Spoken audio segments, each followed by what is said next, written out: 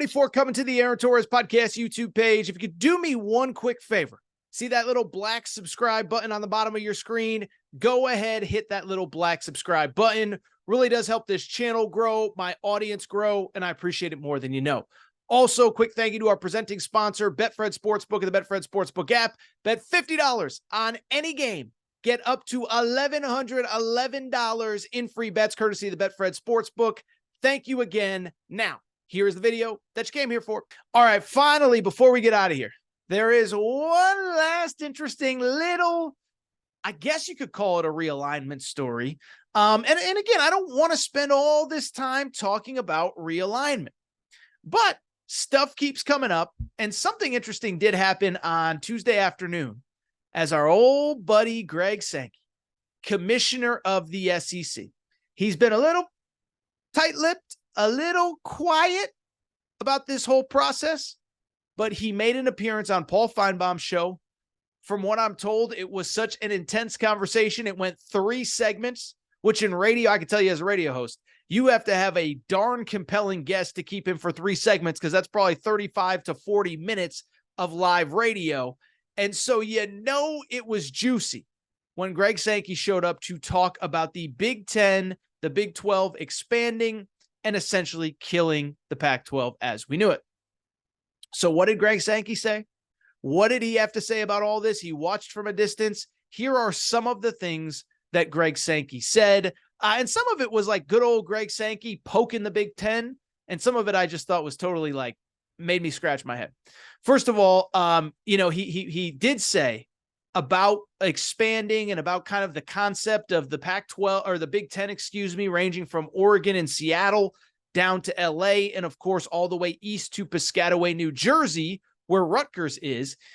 Greg Sankey did say something interesting. He made me laugh. He said, we have this contiguous group. We don't need to be in 4 time zones to generate interest on the West Coast.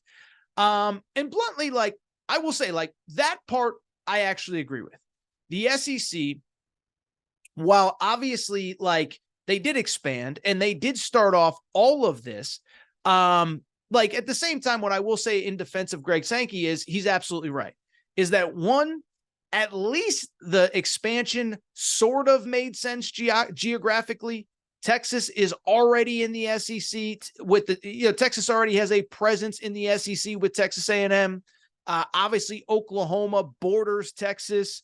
So you look at the geography of it. Obviously, Oklahoma previously had played in a league with Missouri. Texas and Texas A&M were longtime league rivals. So Greg Sankey is right. At least it did make a little sense geographically to go ahead and expand beyond that. He also kind of talked about kind of the future of things. And he talked about the expansion of the college football playoff, or not expansion, but how they planned on kind of seeding teams and things of that nature. Remember, going into this, the 12-team playoff, there will be 6 at-large bids, but there will also be 6 automatic bids that go to the 6 highest-ranked league champions. Tripping over my own words here to finish the show. And so basically there's been a lot of conversation of, are they going to restructure how they do the college football playoff? When they had 6 automatic bids into the college football playoff, a lot of it was based on there being 5 Power 5 conferences, right? 5 Power 5 conferences, 1 non-Power 5 would get an automatic bid depending on who was the highest rated conference champion, and everybody would be happy. Greg Sankey said from there, it remains to be seen, but how many FBS program conferences will exist in 30 or 60 days, particularly as we head into next season, if you want to lengthen that time frame, in terms of him basically saying, we're going to pump the brakes, but we probably will reevaluate the college football playoff as we know it, because this sport is forever changing. Finally, though, let me say this, is that I did think that Greg Sankey, he got on a little bit of a high horse about all of this expansion stuff over the course of that interview. I saw a quote that was shared from Paul Feinbaum's Twitter account, which I don't think he runs, but that's neither here nor there, where he basically said that it wasn't a great feeling, to see basically the Pac-12 ripped to shreds when Oregon and Washington followed USC and UCLA to the Big Ten. And then, of course, Arizona, Arizona State, and Utah went to the Big 12. Here's my thought on that. And before I get to it, let me be clear. I like Greg Sankey, okay? One, I think he is one of the shrewdest business people in college sports. Two, I like that he's kind of he is the face of college sports. COVID taught him and taught us that he is the most powerful person in college sports. And ever since COVID, he has acted like it. He obviously made the Texas-Oklahoma move. But beyond that, I just love how he frankly held college sports together during COVID, okay? Remember, the NCAA, that was when Mark Emmert was in charge. The NCAA, Mark Emmert's sitting in his ivory tower. He's staying out of it. You guys do what you want. I'm not going to have anything to do with it. And Greg Sankey was the one that really led the charge to make sure that we at least tried to play college football. Now, nobody knew if we could or we couldn't. But remember, it was Greg Sankey that pushed. They joined the Big 12 and the ACC, as well as a couple Group of Five conferences, and they pushed forward while the Big 10 and the Pac-12 cowered in the corner and refused to play. So I will forever be thankful for Greg Sankey for playing the 2020 college football season, because without him, I don't think it gets played. At the same time, let me say this. Spare me the indignity, Greg Sankey, about all this. Oh, it's a bad feeling to see the Pac-12 get ripped to shreds. Here's why that's just an absurd statement from Greg Sankey. One, this all started with Texas and Oklahoma. Now, to be clear, I'm not blaming Greg Sankey for taking Texas and Oklahoma, just like I don't blame the Big 10 for taking who they took or the Big 12 for taking who they took.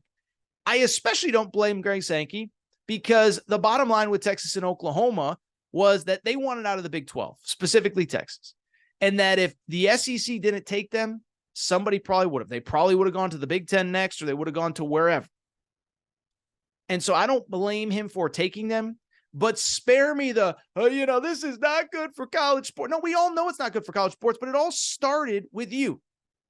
And by the way, even if you kind of took them because they would have gone somewhere else, never forget how Greg Sankey did it.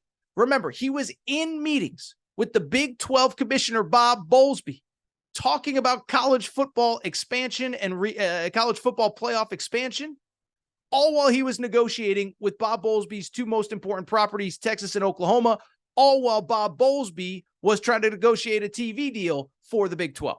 So spare me the, it's so sad. Of course it's sad, but this whole thing started because you stabbed Bob Bowlesby in the back. Two, the other reason I don't have very much sympathy for Greg Sankey, and I don't really, the comments are kind of in my opinion, is because let's be blunt about Greg Sankey.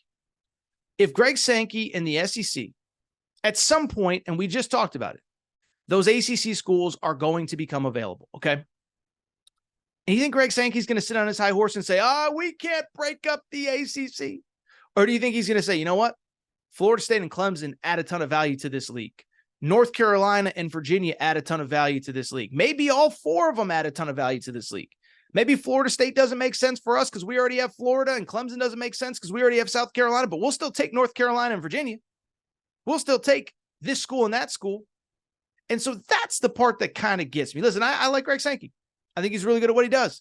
But spare me the whole, this is a dark day for college sports. Yeah, it is for us. But this all started because the SEC began this process with Texas and Oklahoma. And also, never forget, by the way, Greg Sankey, as he should be, I guess, is loyal to making the most possible money for his schools, because Texas A&M did not want Texas in the league, and he kind of boxed them out of that conversation as well. Like Greg Sankey, didn't think that that was necessarily his finest moment as the SEC commissioner.